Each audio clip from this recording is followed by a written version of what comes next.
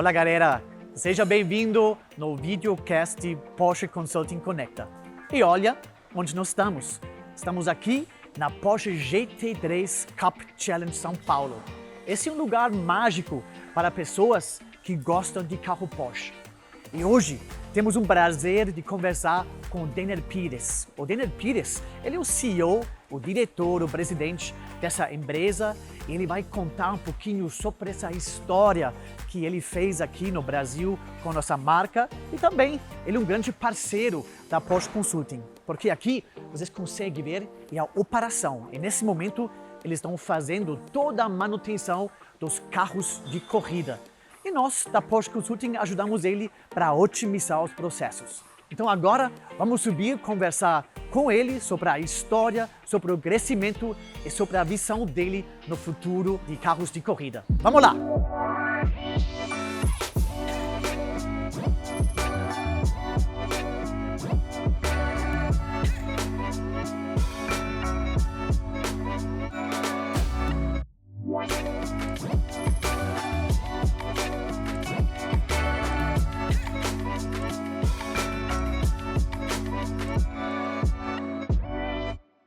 Agora estamos aqui com Denner Pires. Denner, mais uma vez, muito obrigado pelo seu tempo e também pelo seu convite. Nós estamos aqui no seu lugar para fazer esse bate-papo com vocês sobre a sua empresa, sobre a Porsche. Mais uma vez, muito obrigado. Imagina, eu que agradeço a Porsche Consulting estar aqui, né? Você também, Rudiger, e toda a equipe. Sempre que vocês estão aqui é para trazer coisas boas, é para trazer novidades, é para trazer aprendizados para a gente. Então, tenho certeza que esse bate-papo aqui também vai ser muito legal.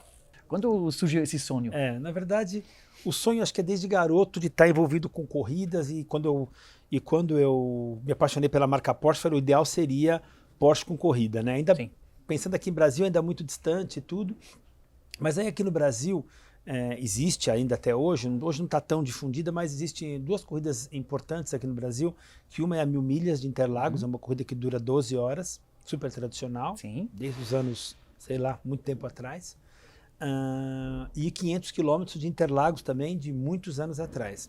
E eram as únicas corridas de endurance, de longa duração que tinham aqui no Brasil. E aí,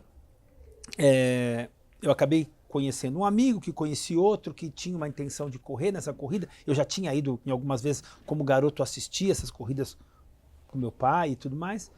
E aí apareceu uma oportunidade, então, de eu preparar um carro para as 1000 milhas do Brasil.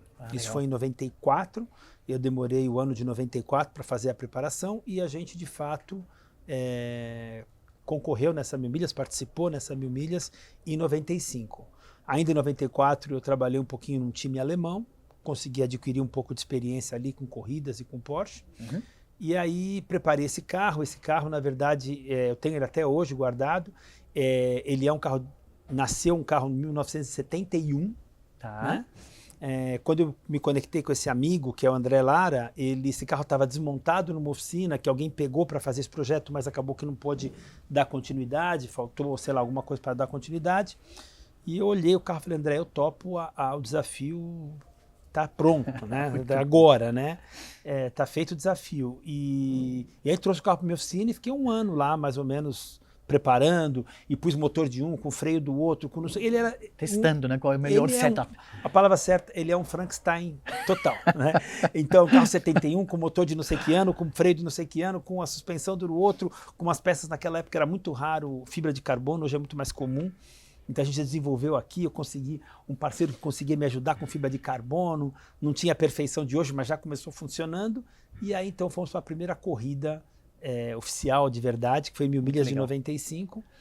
E vinham muitos carros de fora, o próprio Nelson Piquet trouxe um time BMW oficial, o próprio Rubinho Barrichello também, Raul Boès, enfim, vários pilotos que depois acabaram virando amigos e tudo mais. Mas naquela época eram só aquelas estrelas que eu olhava de longe. Peso pesado, e né? Nós Participaram, lá, o nosso carrinho, e esse time também que eu trabalhei em algumas vezes, que é o Franz Conrad, trouxe 2 Porsches novinhos, um correu o Wilson Fittipaldi, o Christian Fittipaldi e tal. E eu lá levei um Porschinho 71, meio tal, arrumadinho lá. O bairro que eu morava lá na Vila Galvão, lá em Guarulhos, chamava-se Vila Galvão, né? Uhum. E era um Porsche todo ali preparado e atrás ali tinha um adesivinho assim, Made in Vila Galvão. E os E chamou a atenção, chamou a atenção. E os meninos todos que trabalhavam comigo na oficina ali, que também não tinham praticamente nenhuma experiência de corrida, também ali compusemos uma equipe. Uhum. E vamos lá fazer a corrida. E terminamos em 3º lugar, né? Os carros que o Franz Conrad trouxe, que foram 2 Porsches novinhos, ganharam o 1º e 2º, e a gente ganhou em 3º, sabendo que o nosso carro era um pouco deficiente e tudo, mas chegamos na frente dos BMWs e disso, daquilo, eu falei, nossa, aí foi o delírio, né? Isso foi em 95. Boa, muito então legal. Aí a corrida virou aquela paixão que entrou na veia total. E nunca mais saiu, né? Nunca mais saiu. E aí, ainda com esse carrinho, no ano seguinte, eu falei, não, agora eu quero ganhar. E aí falei com esse meu amigo, o André, falei, topa, vamos fazer aí, por turbo e tal. Fizemos tudo isso daí, quer dizer, eu fiz, né? Mas ele também sempre me apoiou, ali um baita amigo até hoje. E colocamos biturbo e uma série de coisas. Melhoramos o freio, a direção. Bom, conclusão, vencemos a corrida em primeiro lugar. Então eu falei, agora tô com o pé aqui, agora tô... Então esse basicamente foi o semente para onde nós estamos hoje, né? Numa empresa profissional. Sim, Mas da onde vem... Porque de um lado, claramente, a paixão, competência técnica, visionário, sonhador, mas além de tudo isso, você tem que ser um empresário também, né? Para calcular todos esses business cases hoje em dia, para falar, olha, vou montar uma empresa, se você só sonhar, é difícil, né? Você também tem que ter essa cabeça de... Eu vou planejar e calcular os custos para virar uma coisa de sucesso. Sim, então, quando a gente se envolve nas corridas, principalmente, o coração às vezes sempre toca mais forte. Sim. E muitas vezes muitas pessoas até se perdem com isso e acabam não indo bem financeiramente, porque compararia isso com aquela pessoa que está acostumada, viciado em jogo, sabe? Sim. Mais ou menos uma coisa assim. Sim. E eu falei, putz, eu não posso entrar nessa porque eu não tenho lastro para um negócio desse, eu não posso. Preciso fazer isso ser uma coisa empresarialmente que fique em pé. E sustentável, de longo prazo. Você queria fazer uma coisa que dura, não é uma coisa de rápido, longo prazo. Exatamente. E também para você contar com patrocínios para um carro, uma corrida que tinha 2 por ano, um negócio que acabava sendo caro e não tinha muita representatividade na mídia. Cara, a conta não vai fechar. Ou é quem tem um bolso ali, fiquei pensando, e aí junto disso também um outro fator, que é o fator esportivo e a vontade de ganhar, também começou a depor contra, porque eu tinha um carro bem preparado e tudo, mas às vezes chegava alguém de fora com algum carro muito melhor do que o meu. Sim. E essa corrida ela não tinha um regulamento, né? Então, é como se eu falasse assim, se eu pudesse colocar números, eu tinha um carro de nota 10, e daqui a pouco chegava um cara com um carro, um outro piloto com um carro de nota 50, e outro com nota 100. E no automobilismo, o fator investimento é muito determinante para o sucesso. E exponencial também, né? Exatamente. Então, e também como não tinha regulamento, você se preparava para uma coisa, era surpreendido com outra. E aí eu fui conversar com a CBA, falei, olha, seja um ou outro, que haja um regulamento, que a gente já sabe como se preparar, e sabe que todos vão se preparar de uma forma igual e que vença o melhor. Eu estou aqui para tentar vencer, mas eu queria uma igualdade, né? Mas é impossível de colocar esse tipo de igualdade nesse tipo de corrida. Assim como também tinham outros carros bem inferiores ao meu, que algumas pessoas lá se sentiam super prejudicadas em função do meu. Então, às vezes eu chegava lá e ganhava, porque eu tinha talvez um carro melhor e um orçamento melhor, como às vezes eu chegava lá e perdia, mas nunca sabia como é que ia ser. Então me colocava às vezes no lugar de quem ganhava e também me colocava no lugar de quem perdia. Sim. E aí comecei a ver como é que eu fazia para ter um carro mais competitivo e tudo, e como é que eu vou dizer assim, é um negócio sem fim, né? Sim, claro. Falei, bom, então acho que a única forma que eu tenho é criar alguma coisa em meu próprio regulamento. E o meu próprio regulamento e o meu próprio campeonato, né? Era super ousado pensar nisso, e principalmente naquele tempo, hoje talvez mais fácil, né? Mas então comecei uma conversa com a Porsche, eu e como já citei, meu ex-sócio, que é o Roberto Keller. Começamos uma conversa com a Porsche para saber como a gente poderia fazer para ter essa categoria. E parecia que a gente ia chegar lá na Porsche dizendo, quero 10, 15 carros e iam esticar um tapete vermelho, parecia que aqui ia ter vários pilotos. E na verdade não era isso. Na verdade os pilotos aqui diziam para mim assim, começa aí, se for bom, depois eu vou no próximo ano eu entro. E eu chegava às vezes lá na Porsche e falava, não, tem que ter uma previsão, você tem que encomendar os carros pelo menos um ano antes. Então, essa diferença aí que era o problema. Agora a gestão, né? A gestão. Aí começou. E aí eu fiquei ali, acho que uns 3 anos, pelo menos, uns 3 ou 4 anos, tentando pôr isso em pé e também sofrendo alguns imprevistos, como, por exemplo, 99 para 2000, o dólar saiu de R$1, foi para 2 no dia seguinte. Enfim, tudo que a gente sabe aí que acontece no mundo, mas principalmente aqui no Brasil, parecia que nunca ia chegar a vez, nunca ia chegar a vez. Aí também chamei o meu irmão, Douglas, também para ajudar a pensar, a ter um pouco mais de estrutura e tudo mais. E aí, então, em 2004, eu falei, agora vamos. Vamos com tudo e o que eu consegui, o que eu fiz, eu vou investir aqui. Se der certo, ótimo. Se não der, eu vou ter que ver como fazer. Maravilha. Acho que esse é o espírito de empreendedor, né? É impressionante. E também para se colocar não só no próprio lugar, eu vou fazer uma coisa para mim, porque eu gosto de correr, para começar a pensar, eu vou criar uma empresa, vai ter clientes, nós temos um fornecedor, que é Porsche, com os carros, e como eu vou gerenciar tudo isso?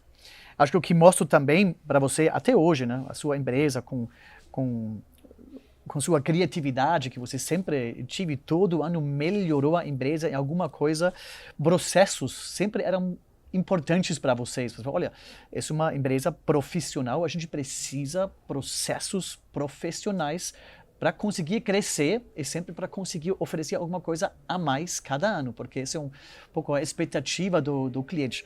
Da onde foi esse pensamento que você sempre tinha esse aperfeiçoar? Porque combina muito bem com o espírito da Porsche mesmo, né? Então você adaptou basicamente o mesmo pensamento.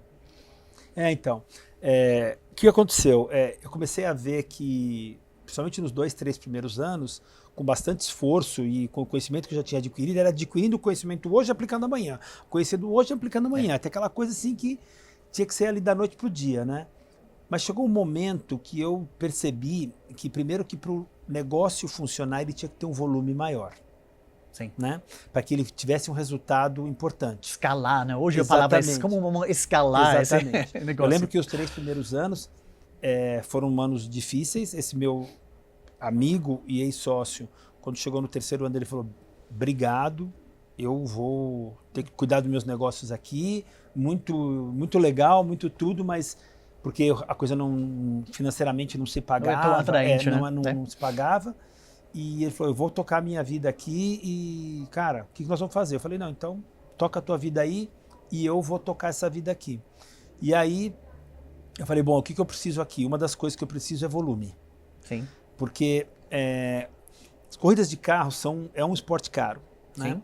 Quando você pensa num produto que está lá do outro lado que eu estou falando, um produto importado, no caso do Porsche está na Europa, todas as barreiras de importação, de custos, os custos em euro e tudo mais. Uma corrida de carros brasileiros aqui no Brasil já é um esporte caro. Sim. Você imagina quando você potencializa isso. Então, ali comecei a fazer um estudo, falei assim, só tem uma forma, eu tenho que ganhar com massa crítica, eu tenho que ter carros lá no grid. Porque se eu pegar com poucos carros e quiser trazer o preço para um valor que seja para o negócio funcionar e ficar no azul, vai ser impagável para os pilotos. Sim. Ou para os patrocinadores. Né? E se eu subir essa régua do preço, eu talvez vou ter 2 ou 3 que também não vou ter um show. Né? Então, ficou aquela história, né? Assim, é como se eu dissesse que o bicho ficou grande e agora corre. Corre, senão ele vai te comer, sabe? Porque se você não correr mais que ele te come. Sim. Então, e para conseguir também executar, preparar e montar esse circo desse tamanho para que ele chegasse ali no break-even e dali para frente começasse a ser positivo, né? Sim. Muito ainda estava no começo, muito assim centralizado em mim. E eu falei, bom, chega uma hora que 2 braços só e não dá, né? E como é que eu vou transmitir isso para uma equipe? Então aí é que começou a entrar a parte de estratégia e de processos, né? Para que uma coisa que é fato, eu não posso perder a qualidade. Se for perder a qualidade, meu negócio faz assim do dia para a noite. Eu tenho que fazer assim. Até se eu ficar assim, na qualidade já não está bom. Porque Sim. as pessoas acostumam com a qualidade, né? As pessoas querem ver a evolução, né? Então eu tenho que continuar assim. E aí, então, chegou um momento que eu comecei a sentir um gargalo, principalmente após a primeira troca de carros, quando eu implementei a segunda categoria, que na época se chamava Light. Aí o volume de tarefas e de processos e de trabalhos nos carros, e enfim, aquilo multiplicou de uma forma que eu falei, agora não tem mais 24 horas num dia, é pouco. Não estou nem falando 12, mas falando 24 é pouco. E aí eu precisei trazer esses processos, trazer essa organização, e aí é onde vocês nos ajudaram muito, muito mesmo. Não, muito bom. Foi importantíssimo a presença de vocês, todas as técnicas, e aí vou falar do meu lado aqui. Eu que sempre muito criado ali na prática e tudo mais, e esse mundo dos processos ainda era um mundo, tinha vontade, gostava, admirava, mas não dominava. Sim. Ficava até às vezes meio assim, com certo até medo disso, sabe? Mas eu sentia a maior confiança na Porsche Consulting de falar, não, deixa aqui que nós vamos ajudar a cuidar desse teu filho, né? Porque agora ele não está mais na maternidade, né? Agora ele já está indo para a faculdade, né?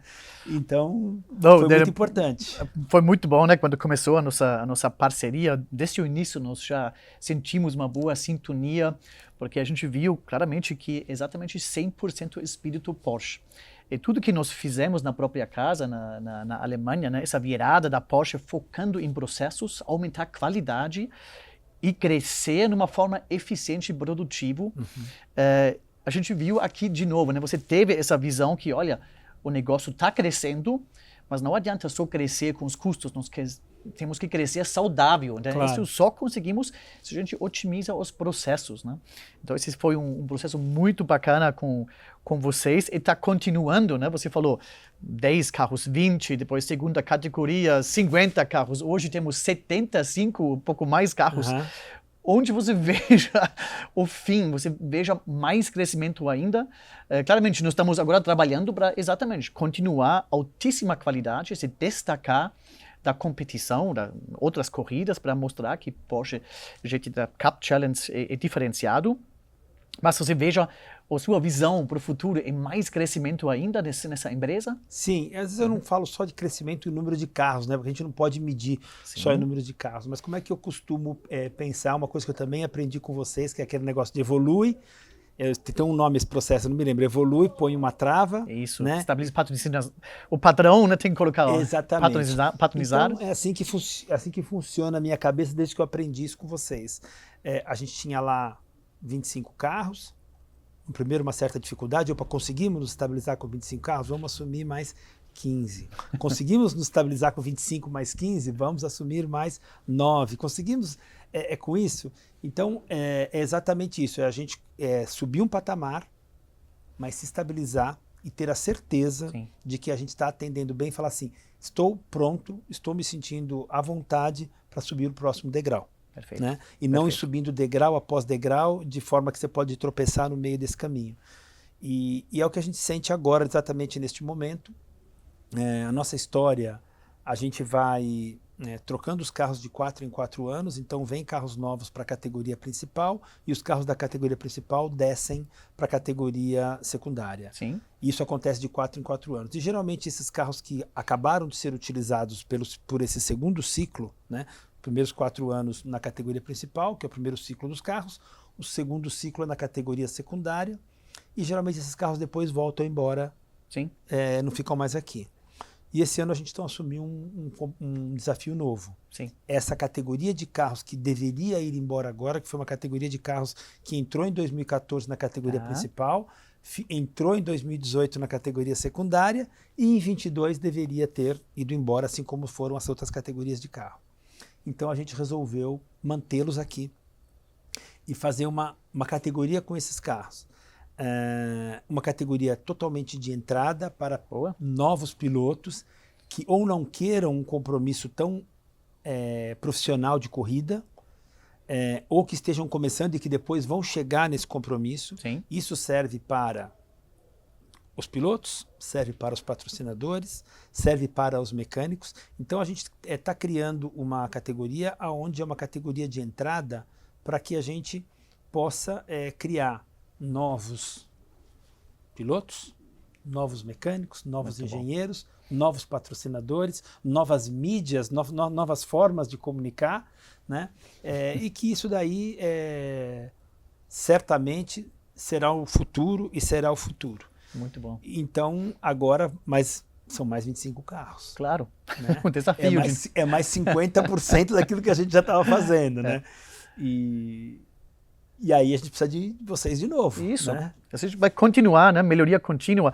Mas um ponto que você falou muito legal, que aqui na Porsche GT3 Cup Challenge não só falamos do produto, você falou muito das pessoas, né? O propósito da empresa não é só promover o carro Porsche, é muito menos vender o carro Porsche. É muito mais, você foca sempre muito em pessoas. Você falou, olha, eu vou oferecer um serviço para categorias diferentes, alguma coisa nova categoria, não só para pessoas terem uma coisa de entrada, mas também para jovens. Acho que um propósito que você sempre falou para mim, falou, olha, já faz tempo que a gente não teve um piloto Fórmula 1 brasileiro. A gente teve uma história tão legal. Para que nós não podemos ajudar, como alguma coisa, ajudar jovens que vão sair do kart de 13, 14, talvez 15 anos e já entrar numa categoria que podem preparar futuramente um piloto Fórmula 1. Pode ser um piloto, pode ser um mecânico, pode ser um engenheiro, pode ser um fornecedor. Eu acho que a proposta da sua empresa ajuda bastante a desenvolver pessoas e, de alguma forma, indiretamente o país também. Acho que isso é bem legal, que não é só as pessoas olham, esse é um brinquedo para os super ricos. Não, o propósito é muito maior do que isso. Acho que é muito legal que você tem atrás da sua empresa. Não, sem dúvida, é só a gente pegar alguns exemplos, né? Então a gente tem pilotos que começaram aqui no nosso programa Júnior, que é o nosso Enzo Elias, agora é o piloto que tá competindo na categoria top, o piloto está indo muito bem, já foi o ano passado para a Alemanha para fazer aquela seleção, que é para entrar no programa Júnior da Porsche na Alemanha. Sim. Vai de novo esse ano para tentar uma vaga lá. Então é um piloto que evoluiu aqui dentro. Mas eu tenho mecânicos, né? Mecânicos que começaram aqui com a gente e que hoje nem estão mais aqui, estão trabalhando fora e até em outras marcas de carro. Na Aston Martin, tem mecânico trabalhando na Porsche Cup da Alemanha, tem piloto trabalhando na Manthey, engenheiro que começou com a gente aqui, Manthey Racing, que é um parceiro da Porsche. Então, tudo isso foi através do nosso campeonato do Porsche Cup. Sim. Eu, como não sou piloto, eu digo até muitas vezes assim, existe lá aquele sonho de um garoto que quer ser um piloto de Fórmula 1, o Nelson Piquet, ele quer ser o Ayrton Senna, o Emerson Fittipaldi. Mas existe, gente, o mecânico que quer ser o Nelson Piquet dos mecânicos, entendeu? Claro. O campeão dos mecânicos, o campeão dos engenheiros. E tem muita gente competente. Isso é uma coisa que também me dá muito orgulho aqui de trabalhar com esse pessoal. E a gente tem que criar o quê? Tem que criar essa plataforma para que eles consigam se desenvolver. Sim. Quando a gente, na primeira troca de carros, foi em 2007 para 2008, os carros vinham equipados, os de 2005 não vieram, que foram de 2005 até 2007, mas os de 2008 vieram equipados com um sistema chamado Data Acquisition, nada mais é do que um sistema que grava tudo aquilo que o carro faz na pista, o que acontece com o carro, tanto os sinais de mecânica do motor, a temperatura, a pressão de óleo, como também os dados de pilotagem do carro. Fazendo uma analogia, é como se eu falasse assim, é o ultrassom da tua volta, é o raio-x da sua volta, né? E aquilo fica tudo marcado ali. E para isso você precisa de uma cabeça pensante para fazer essa análise desses dados e conseguir transferir se é uma técnica de pilotagem melhor para o piloto, se é um ajuste melhor para o mecânico. Então você precisa daquele, fazendo de novo a analogia, daquele médico que faz o exame e traduz isso. E naquela época, em 2008, aqui no Brasil, nenhum campeonato podia usar esse tipo de equipamento. Os carros aqui não tinham e tal. Algumas pessoas autodidatas e super competentes aí no Brasil já conheciam, mas eram poucas. E o nosso campeonato, o modelo dele é sempre a gente oferecer igualdade para todos os pilotos, onde nenhum piloto pode fazer um investimento diferente do outro. Eu falei, bom, estou arruinado porque eu preciso de engenheiros. Bem democrático, né? Tem pouquíssimas pessoas com esse tipo de experiência e que vai ser uma coisa assim, um vai falar que o seu trabalho vale 10, o outro vai falar que vale 20, o outro vai falar que vale 50, a gente vai entrar numa paranoia e eu não vou conseguir oferecer uma qualidade idêntica para todo mundo. Sim. Então, nesse momento, o que eu fiz? Eu falei, para tudo, não vou contratar ninguém desse ramo. Fui na faculdade, na FEI, na faculdade de automobilística aqui do Brasil, que é a faculdade melhor de todas. Falei com o reitor e falei assim, eu gostaria de pegar engenheiros ou recém-formados ou ainda no seu último ano de formação. Eu gostaria de trazê-los para a pista. Eu, no primeiro momento, posso explicar como funciona esse sistema. Eles vão aprender, vão se desenvolver e eu acho que aí a gente vai ter belos engenheiros.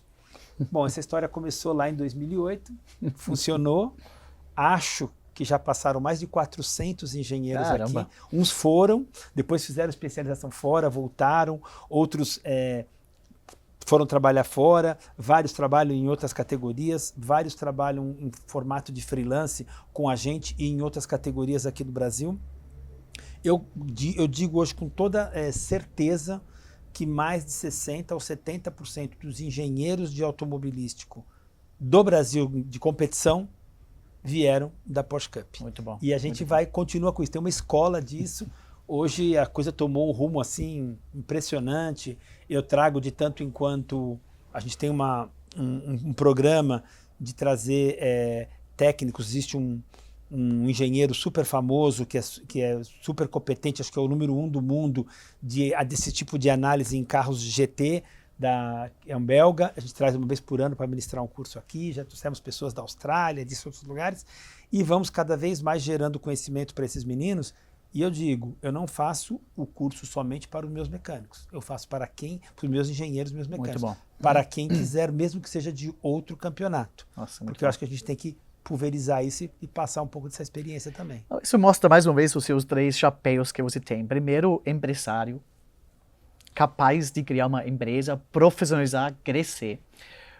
O segundo é líder, porque o papel do líder é desenvolver pessoas que crescem. E com certeza é difícil, porque o mercado está de olho nas pessoas da GT3, porque são pessoas muito bem qualificados. Em todos os nossos projetos que nós temos juntos, sempre treinamos as pessoas. Não é que a consultoria faz para vocês. A gente ensina as pessoas e eles crescem. E o terceiro, mais um ponto que eu gostaria de trazer, visionário. Porque você já trouxe tantas inovações para esse ramo. E agora o novo projeto que você falou, de novo, olhar em pessoas, tem pessoas com deficiências. Quem já pensou que pessoas com deficiências podem correr numa corrida de carro? E podem ser pessoas, talvez, que teve um acidente de corrida de carro ou numa carro de passeio. Mas essa visão de você, que agora você está começando com um projeto, e provavelmente eu tenho certeza que você vai viabilizar e você vai implementar, eu conheço você, você não vai largar isso. Esse, de novo, mostra a sua visão. Acho que isso vai acontecer também, né? Para integrar a inclusão dessas pessoas também, para trazer, não por causa de deficiência, largar essa coisa, mas não, ao contrário, a gente vai conseguir trazer essa emoção de novo para as pessoas. É verdade, porque, na verdade, a gente é movido por sonhos, né? E não é porque uma pessoa teve lá algum acidente ou qualquer outra coisa que perdeu algum movimento ou tem alguma limitação. O sonho não tem limite. Isso. O sonho não tem limite, né? Eu uso o meu exemplo, eu era um menino lá de Guarulhos, da Vila Galvão, de uma cidade, de um bairro pequeno de Guarulhos, e jamais podia imaginar que poderia ter hoje aqui, isso tudo aqui, esses carros, essas pessoas, esse conhecimento e tudo isso que é o sonho, né? Sim. E o sonho a gente tem que ir atrás, então, com responsabilidade, com ponderado, mas enfim, mas é um sonho. E eu acho que tem muito mais, esse esporte tem muito mais para oferecer do que só ali uma corrida de carros e que às vezes a gente vê ali na televisão os pilotos ou algumas pessoas bem-sucedidas e tal. atrás daquilo tem tanta gente trabalhando, tem tanta gente depositando os seus conhecimentos, né? Que é tão legal. Quando eu comecei lá atrás, é um modelo que é utilizado muito nos outros Porsche Cups do mundo, né? Só para saberem, existem aí 22 ou 23 campeonatos desses espalhados pelo mundo. A grande maioria, ou todos, são aquele modelo mais convencional, que é um organizador do evento e depois os vários times, e cada um tem os seus carros. Então, um time tem 2 carros, outro time tem 3 ou 4 ou 2. E aqui eu comecei com essa ideia de monogestão, que era uma forma de viabilizar economicamente, porque a gente tem uma sinergia de custos muito grande, mas também de a gente criar essa igualdade, esse campeonato, como é que eu faço, com chance de todos poderem competir de forma igual. E uma das situações que lá é muito comum, quando tem problemas de manutenção nos motores ou nos câmbios, que são as partes mais sensíveis, mais detalhadas do carro, as equipes mandam para a própria fábrica, que tem lá um departamento para fazer esse reparo e mandar para cá. E no começo, quando eu comecei o campeonato, eles falaram, bom, então você vai de tanto em quanto, quando vencer as horas, que chegar no momento da revisão, ou alguma falha, você vai mandar os motores. Eu falei, não vou mandar. Eu não vou mandar. Não, mas como? Lá no Brasil, e lógico, né? Fala para um alemão, há um tempo atrás, há 15 anos atrás, um país aqui sul-americano, que tal. Eu falei, como? Eu falei, cara, tem gente com competência, eu vou treinar, eu vou estar junto, eu vou colocar a mão na graxa, porque é a minha origem, é o que eu gosto de fazer. E a minha condição para a Porsche, uma das únicas condições que eu estou colocando, é que eu vou fazer 100% do trabalho dos carros lá. Eu quero que vocês me forneçam as peças e a gente vai fazer lá com mão de obra brasileira, com capacitação brasileira, desses meninos que trabalham aqui comigo e que fazem. Então, isso daí também é um lado de... Isso daí, assim, tem um lado de sentimental, porque eu também sou um mecânico lá de origem e tal, mas tem um lado de viabilidade financeira, porque se eu tivesse que fazer Faz sentido também, né? Mandar tudo para fora e voltar com todos esses custos de alfândegas e de fretes e logística, de tempo, transporte. E logística. Cara, eu tenho certeza que a gente já tinha desistido desse projeto. Então eu falei para a Porsche, me ajuda a dar continuidade disso. Me libera para eu fazer isso. Né? E a Porsche, no primeiro momento ali, relutou, mas eu sou muito grato porque confiaram e tudo aquilo que eu precisei de o ferramental ou as peças de reposição ou algum tipo de instrução, eles me ajudaram. Muito bom. Então, foi mais uma coisa que você tem que acreditar e pensar diferente, às vezes um pouco fora da caixa para poder conseguir realizar. Não, tem, maravilha. Acho que a gente poderia bater um papo horas e horas, né? Vocês estão vendo, esse conteúdo não falta. Do meu lado, talvez mais uma pergunta, a sua visão, até fechar um pouquinho o ciclo. Nós iniciamos com tecnologia, com mecânico, engenheiro. O mundo vai para mobilidade elétrica, né? E a própria Porsche também, com o lançamento do Taycan, a participação da Fórmula E, então também corrida elétrico. Como você veja o futuro de carros esportivos? Porque claramente sustentabilidade é um tema para todas as empresas, e todas as indústrias. Como você veja o futuro? Fórmula 1 também futuramente vai para um combustível sintético, esse poderia ser uma solução. Qual é a sua opinião e como isso vai também ser integrado na sua empresa? Bom, eu acho que os carros elétricos é uma coisa que realmente veio para ficar, né? Cada vez estão mais evidentes, né? Sim. É óbvio que o motorsport vai caminhar por esse caminho, também está caminhando já, né? Agora acho que no momento é um pouco mais com os carros híbridos, também tem os elétricos como Fórmula E, mas por exemplo a Porsche mesmo agora e outras marcas do mesmo nível estão desenvolvendo carros para Le Mans, que são carros híbridos, né? E já tem carros aí em testes e que vão começar a correr no ano que vem. Inclusive tem um brasileiro que vai correr num desses carros, que é o Felipe Nars. Legal. E esse brasileiro já correu conosco aqui algumas vezes. Acabou que virou meu amigo particular e eu torci muito para que ele entrasse lá, porque primeiro que é um baita talento, uma ótima pessoa e sempre quer queira ou quer não, traz um pouquinho mais desse automobilismo para o nosso Brasil aqui, mostra um pouquinho mais a nossa cara. Então, boa sorte para o Felipe, tenho certeza que ele vai se desenvolver muito bem. Já ganhou Le Mans, 24 horas de Daytona. Já ganhou, né? Com o GT, ainda não com o híbrido, mas vai começar. Então eu acho que a Porsche está investindo. bastante, como outras marcas também. A gente já vê os carros da Porsche, o tipo de evolução, né? Então eu tive a oportunidade de andar um pouco, sentir, conhecer o Taycan, que é o 100% elétrico. É impressionante o carro, mesmo os carros híbridos, né? O Sim, Cayenne híbrido sim. é uma eficiência gigante. Então esse é um caminho que vai acontecer, né? Vai acontecer. Quando ele chega no nosso campeonato, que é o nosso campeonato monomarca, e ele vai estar acessível para esse tipo de estrutura que eu tenho Sim, aqui, sim. de vários carros e tudo, eu não sei, mas essas coisas galopam assim muito mais rápido do que a gente pensa, né? Sim. Então acho que agora é fazer o seguinte, é ficar antenado, confiar na Porsche, confiar nos produtos que a Porsche tem, no que ela nos oferece e dizer para eles, estamos prontos para fazer o que for preciso. Somos parceiros, né? Vamos Parceiros. lá. Maravilha.